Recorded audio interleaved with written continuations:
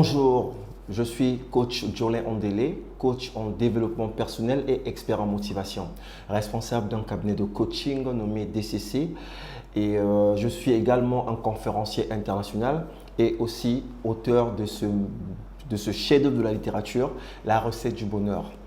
Et pour faire une petite publicité, c'est juste un livre qui se vend à la FNAC et qui est aussi disponible sur Amazon pour ceux qui ne sont pas au Congo. Alors, je vais vous entretenir pendant une vingtaine de minutes sur un thème très important et je crois que ceux qui auront le privilège de suivre cette vidéo vont apprendre énormément sur certains aspects spirituels et j'aime pas trop le mot spirituel parce que ça renvoie beaucoup plus à la religion. Et donc, je vais utiliser beaucoup plus le mot intérieur, ok? Et donc, c'est un thème, on va parler de l'imagination. Et je vais vous en prendre un peu, apporter un plus. Je sais que vous connaissez ce que c'est et vous allez peut-être encore ajouter un plus sur la connaissance que vous avez déjà sur l'imagination. Alors, c'est quoi l'imagination? Je vais reprendre une définition d'un grand savant, monsieur Albert Einstein, qui dit que l'imagination est l'atelier dans lequel nous designons notre bonheur ou notre malheur, ou encore nos succès ou nos échecs. Et je répète, l'imagination est l'atelier dans lequel nous designons notre bonheur ou notre malheur. Alors sur cette définition, nous allons retenir un mot, atelier. Alors quand on parle d'atelier, forcément il doit avoir un matériel ou encore des équipements qui composent cet atelier-là. Tout comme un atelier ordinaire, mais notre imagination, comme l'a dit M. Albert Einstein, est un atelier. Alors dans cet atelier, quels sont les outils? Nous avons 5 outils. Nous avons les outils kinesthésiques, nous avons les outils visuels, nous avons des outils olfactifs, nous avons des outils gustatifs et nous avons des outils auditifs. Alors là, il s'agit là des 5 sens. Et je parle des 5 sens en prenant d'abord les 5 sens corporels. Donc, ça veut dire les 5 sens du corps qui sont les éléments qui nous permettent de rentrer en contact avec notre monde extérieur. Ce qu'il est important de constater, c'est que nous ne faisons pas seulement des expériences extérieures, nous faisons également des expériences intérieures. C'est-à-dire, je vais essayer d'aller pas à pas parce que c'est très important et j'aimerais bien que vous compreniez. Alors, prenons un exemple simple. Lorsque vous êtes devant une personne en train de dialoguer, vous regardez cette personne. À ce moment-là, on dira que vous êtes en train de faire une expérience visuelle externe, n'est-ce pas? Parce que ce sont vos yeux qui sont utilisés à cet instant pour regarder la personne qui est en face de vous. Une fois que vous allez quitter cette personne, vous êtes capable encore cette fois-ci de vous rappeler ou encore de visualiser cette fois-ci cette personne, mais cette fois-ci pas avec vos yeux, mais avec vos yeux intérieurs, si je peux dire ça comme ça. Donc là, vous allez encore revivre ce qu'on appelle une expérience visuelle intérieure. C'est-à-dire, j'ai vu avec mes yeux extérieurs et une fois que je suis plus sur scène, je peux encore revivre cette scène. Là, au niveau de l'imagination, m'imaginer cette personne, mais là, ça se passe au niveau intérieur.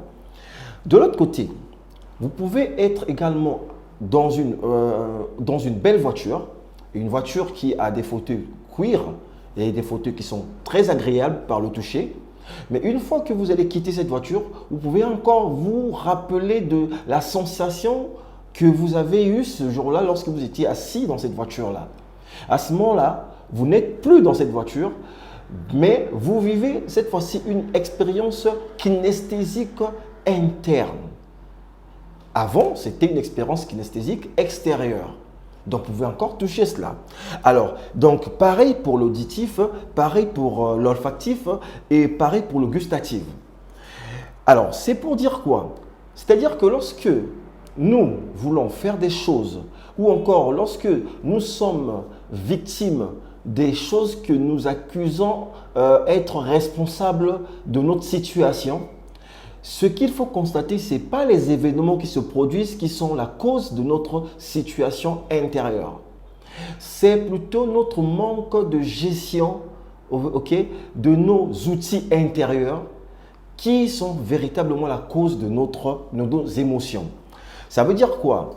C'est pas ce que j'ai regardé qui est important, mais c'est comment est-ce que je vais encore le regarder intérieurement qui est important. Ça veut dire la manière que je vais gérer l'événement au niveau intérieur. Comme certains coachs le disent toujours, un événement n'a d'importance que le sens que vous lui accordez. Mais comment est-ce qu'on accorde un sens à un événement? Mais c'est lorsqu'on essaie de revivre cet événement au niveau intérieur. Au niveau intérieur, c'est au niveau de l'imagination. Je prends un exemple simple. Pour certains, par exemple, la rupture d'une relation peut être une raison, on va dire, de se plaindre ou encore de déclarer à tout le monde son malheur, ok? Ou encore une raison pour dire que voilà, on a raté sa vie. Mais deux personnes peuvent vivre le même événement, mais ils auront des réactions diamétralement opposées. Ils ne vont pas réagir de la même manière. Pourquoi ils ne réagissent pas de la même manière? C'est simplement la manière qu'ils traitent l'information au niveau intérieur est différente. L'autre se dira par exemple que la rupture, pour moi, est le début d'une nouvelle expérience. Pour l'autre, c'est la fin. Donc là, j'ai pris l'exemple d'une relation. Ça peut être aussi l'exemple d'une personne qui est en affaires, qui perd une somme importante. Alors, lorsqu'il perd la somme importante, il va commencer à se projeter dans l'avenir comme un malheureux. Il va se dire que voilà, c'est la fin de son histoire, c'est fini, il a tout perdu. Mais par contre, une autre personne peut vivre la même chose, perdre de l'argent, mais au niveau intérieur, il va donner un autre sens, mais un sens alors cette fois-ci un peu positif. C'est-à-dire, qu'est-ce qu'il va faire? Il va utiliser son outil visuel, donc intérieur. Il va se voir en train de gagner d'autres marchés. Il va toucher certainement de façon intérieure, donc une toucher intérieure, donc kinesthésique interne. Il va s'imaginer en train de conduire une belle voiture, au volant d'une belle voiture. Il va sentir des odeurs, ça veut dire peut-être des odeurs, des parfums agréables qu'il aimerait bien avoir, mais du niveau intérieur. Donc, toute cette gestion fera qu'il puisse se sentir mieux. Alors, si vous avez compris cela, on va essayer de progresser. Je vais maintenant essayer de vous parler un peu de la recette. Ici, pour que vous compreniez mieux, c'est que la gestion de l'imagination ressemble à une recette parce que chacun a sa recette, chacun a sa stratégie. Alors, comment ça se passe? Une recette n'est que simplement un ensemble des ingrédients que nous allons essayer de mettre, d'associer selon un certain ordre, donc selon une syntaxe, pour que nous aboutissions à un résultat escompté. Alors, comment ça se passe? Pour certaines personnes, leur recette ressemble à celle-ci. C'est-à-dire lorsque je prends un exemple, essayez, vous qui me suivez à cet instant, de vous imaginer une scène ou encore un moment de bonheur, de joie que vous avez eu à vivre par le passé. Essayez d'imaginer cela et vous allez prendre un bout de papier et de noter la stratégie. Comment est-ce que quels sont les outils, comment est-ce que les outils intérieurs de votre esprit ont été utilisés pour que vous puissiez vous sentir mieux? Parce que même la tristesse, je disais dernièrement à un ami, pour être triste, mais vous êtes obligé de faire un certain nombre de choses. Pour être heureux, effectivement, on est aussi obligé de faire un certain nombre de choses. C'est-à-dire, nous avons notre langage corporel qui doit fonctionner d'une certaine manière. Par exemple, pour une personne qui déclare qu'il est stressé, elle est stressée, mais c'est simplement une personne. Avant de le déclarer, mais vous savez, si vous remarquez sa façon de marcher, donc il doit avoir une certaine posture qui vont entraîner un certain type de pensée et qui, à la fin, va simplement le pousser à croire qu'il est stressé. Alors, je parle là de la recette. Pour parler de la recette, je vais vous prendre l'exemple d'un cuisinier. Pour préparer par exemple un plat que moi je suis friand, que nous mangeons ici en Afrique centrale, pour ceux qui sont peut-être d'autres pays, vous allez peut-être comprendre, essayez de remplacer ça par la recette que vous aimez. Moi j'aime bien le poisson salé aux aubergines, un de mes plats préférés. Alors pour préparer ce plat-là, il y a certainement une recette. Et de cette recette, il y a aussi une syntaxe, c'est-à-dire nous avons les ingrédients. J'ai par exemple le sel, j'ai l'huile, j'ai le poisson salé, j'ai les aubergines. Mais je ne dois pas les mettre n'importe comment. Je dois respecter une syntaxe, je dois respecter un certain ordre. Parce que je peux avoir les mêmes ingrédients, mais si je les mets dans un ordre déplacé, le résultat ne sera pas pareil. C'est comme on dit, les mêmes causes produisent les mêmes résultats. C'est-à-dire, si on a les mêmes causes, on a forcément les mêmes résultats. Force est de constater qu'il y a des gens sur Terre qui répètent les mêmes choses, ok, mais qui souhaite avoir des résultats différents. C'est-à-dire, il a la même syntaxe, la même recette, mais il veut qu'à la fin, il puisse obtenir un résultat différent. C'est ce que Albert Einstein a dit, que c'est la plus grande folie qui existe sur Terre. La plus grande folie qui existe sur Terre, selon Albert Einstein, c'est de voir des gens répéter la même chose tout en s'attendant à un résultat différent. Alors, revenons sur nos outils que nous utilisons dans notre atelier de l'imagination. Nous avons... J'ai parlé de l'ingrédient. Vous avez le toucher, le goût, le toucher, le goûter, l'odorat, l'ouïe et la vue. Ok? Alors, donc, ici, les 5 sens que vous avez au niveau corporel, nous allons essayer de prendre un exemple simple d'une personne qui déclare être malheureuse plutôt, permettez-moi. Alors, cette personne-là, lorsque j'essaie de poser la question à cette personne-là, essaie de mettre sur un bout de papier comment est-ce que tu vis ton malheur. Et cette personne-là va me présenter alors sa stratégie. Sa stratégie peut ressembler à quoi? Ça veut dire que lorsqu'il se rappelle cet événement, au niveau visuel intérieur, il voit l'image un peu en grand. C'est-à-dire il se voit en train de vivre un malheur ou en train de vivre quelque chose, mais l'image qu'il projette dans son esprit est tellement grande. C'est-à-dire son expérience visuelle est intense. Alors là, on peut symboliser ça par V, ok? VI, donc visuel intérieur, E, VIE, donc non, VI et I, donc intense. VII. Alors, de l'autre côté, comment est-ce qu'il vit cette expérience au niveau kinesthésique? C'est-à-dire lorsqu'il s'imagine dans ce malheur et il s'imagine en train de toucher certainement quelque chose qu'il n'aime pas. Ça peut être par exemple, il se voit en train de dormir sur un lit qu'il déteste et il sent encore ce lit-là sur son corps. C'est-à-dire aussi que ici, on va représenter ça comme ceci. VII, donc visuel intérieur intense, plus KI, donc kinesthésique intérieur, ok, intense encore cette fois-ci. Et il va s'entendre dire des choses. Parce que tout se passe au niveau de son imagination. Il va certainement s'entendre dire « Ah, la vie est dure. Ah, c'est dur. » Et peut-être que la voix qu'il va répéter dans sa tête, c'est une voix très basse. À ce moment-là, on dira qu'il vit en ce moment-là une expérience auditive. Donc, AI, auditif intérieur. Donc, c'est quoi sa stratégie pour faire court? Sa stratégie, ça ressemble à celle-ci. À VII, donc visuel intérieur intense, plus KI. KIE, donc kinesthésique, intérieur, on va dire aussi expressif. Et j'ai parlé de la fin, j'ai parlé de l'auditif, donc ce qu'il écoute, donc AI, auditif intérieur. Alors, sur une vidéo comme ça, ce serait difficile que je vous présente ces stratégies de façon très claire parce que c'est lors des échanges au niveau de mon cabinet que j'arrive à présenter à la personne coachée sa stratégie, ce qui va l'aider pas seulement à retomber dans les travers, mais quand il connaît sa stratégie, il peut remplacer ça par des images un peu plus positives. Alors, là, j'ai pris l'exemple d'une personne qui vit le malheur. Mais la même personne-là, si j'essaie de lui poser la question, comment est-ce que tu te représentes dans ton imagination lorsque tu vis un événement heureux?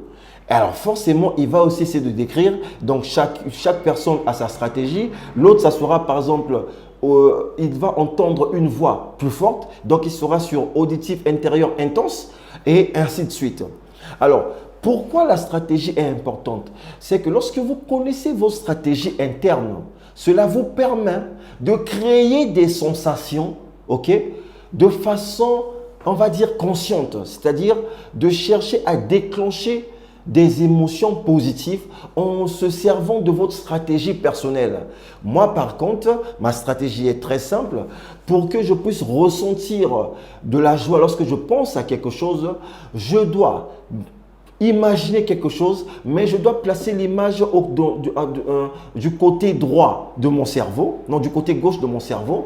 Et il faudrait que j'entende, ok, je m'entende être félicité. Il faudrait que je crée des sons au niveau intérieur où je vois des gens me féliciter, où je vois des gens me congratuler. Et cela génère en moi un sentiment de joie.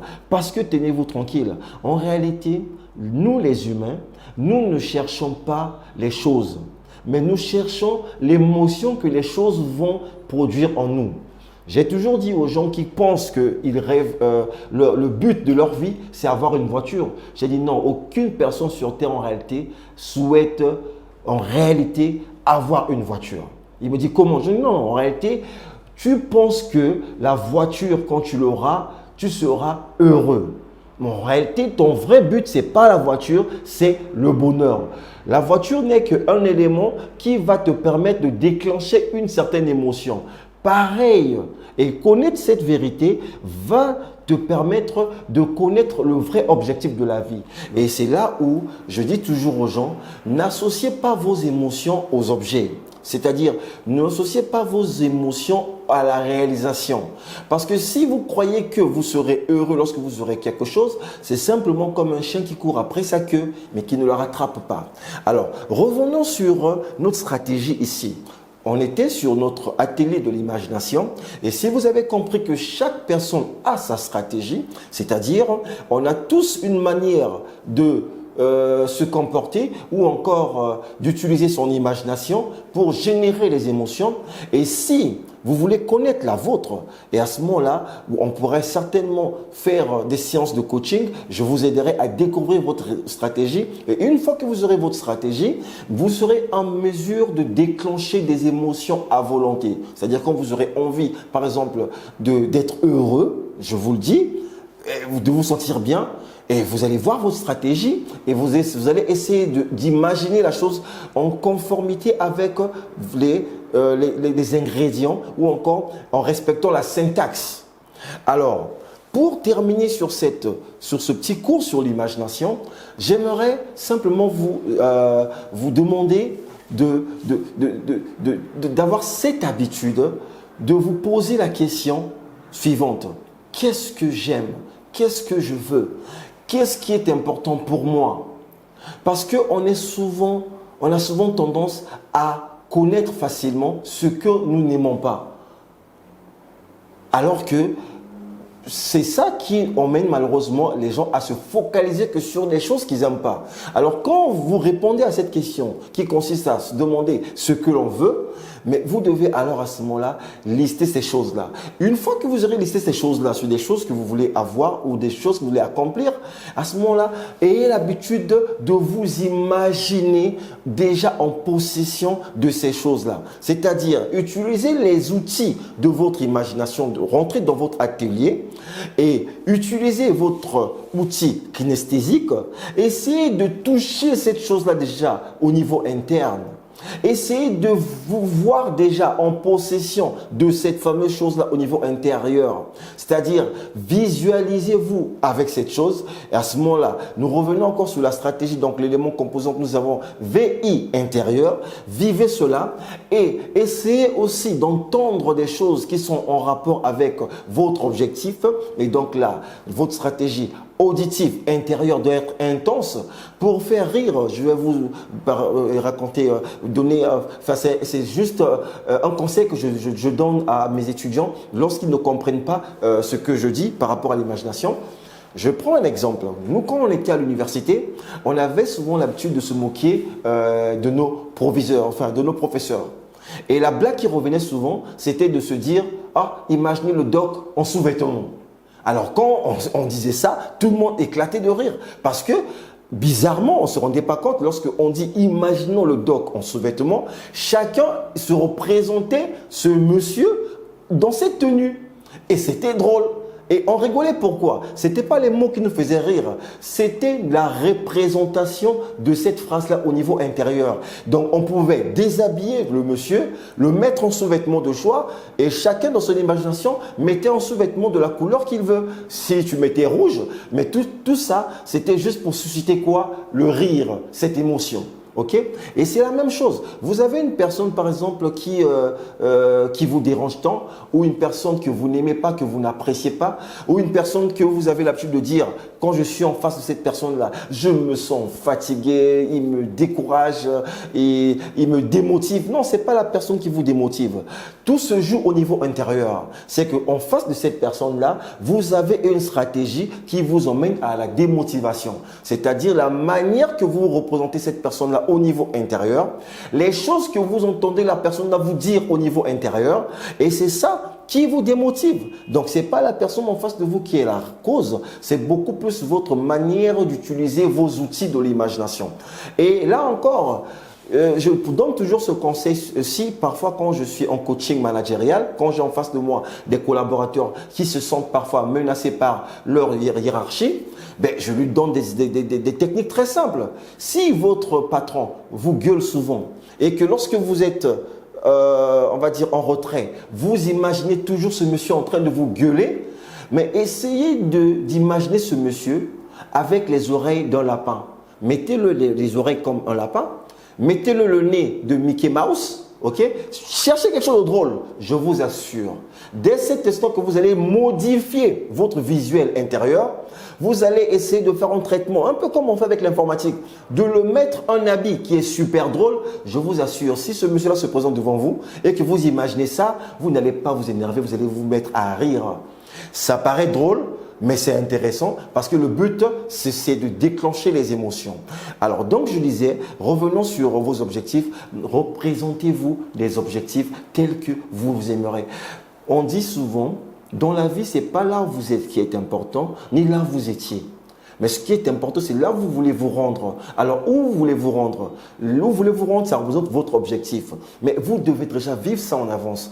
On a dit ça de plusieurs manières. Donc, utilisez vos outils. Rentrez dans votre atelier qui est l'imagination, designez votre avenir.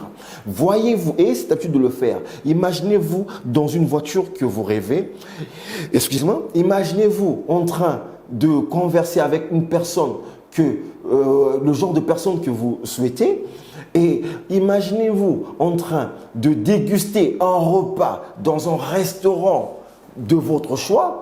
Et donc, dans votre atelier, vous êtes le maître, vous êtes le cuistot, vous êtes celui qui a les manettes. Personne ne peut vous priver de cette liberté d'utiliser votre imagination à votre guise.